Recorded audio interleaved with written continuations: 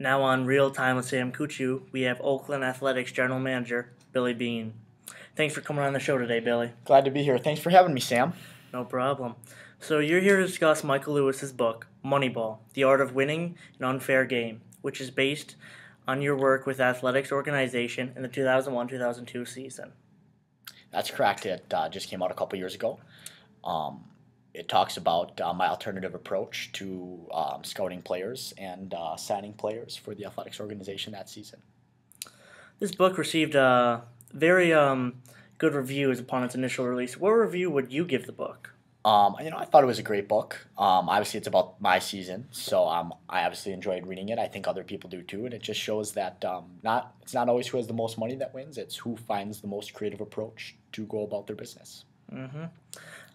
What made you decide to pursue a career as a Major League Baseball general manager? Well, I was drafted in the first round by the Los Angeles Dodgers, but then I got injured and kind of fell out of baseball for a little while. But I went to the Oakland A's and asked if I could work in their front office, and they gave me a job as a scout, and I kind of worked my way up from there, and that eventually became the general manager. Um, why did Michael Lewis decide to write your story? What makes you so interesting? I don't know that it was me that was interesting. I think it was my approach to how I scouted players and how our organization scouted players, because it wasn't just me; it was the whole front office of the Oakland Athletics. So basically, in baseball, there's three main offensive categories that you look at: batting average, RBIs, and home runs. That's what normal scouts at that time were looking at, and whoever succeeded the most or the best in those categories, that's who would be paid the most. Well, we looked at who scored the most runs and who had the highest on base percentage, because how do you win baseball games? You score the most runs. And it was a newly developed idea of looking at players called sabermetrics, basically just looking at the statistics that produce the most runs, because that's how you win baseball games. So while other baseball teams were signing players who hit a lot of home runs for a lot of money, we were signing players who got on base a lot for a low amount of money.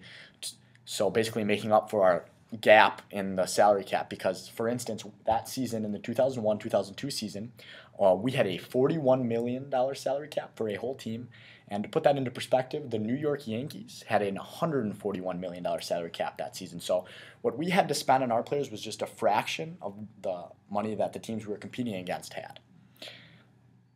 All right. How did you decide which players you wanted on your team?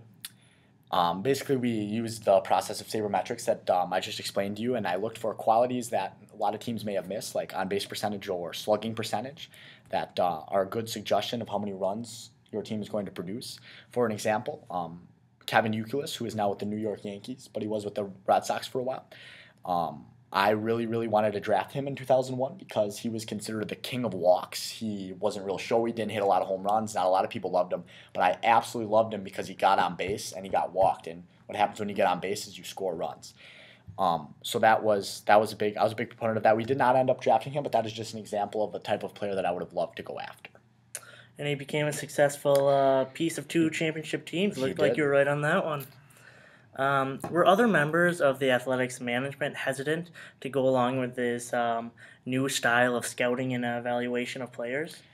At first they were. Like any new idea, it has its hesitation from other people, but I think I showed them that it was successful and it was a new way of looking at things, especially with the amount of money we had. I think it was our only option and only route to success that we could have taken.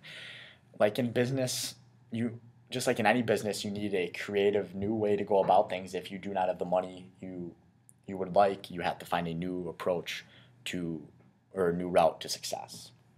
The Athletics certainly made use of their money.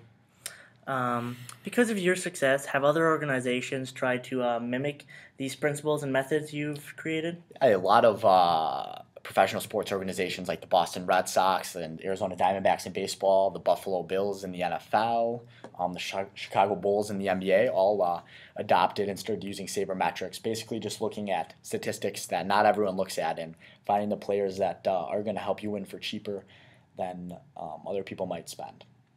All right.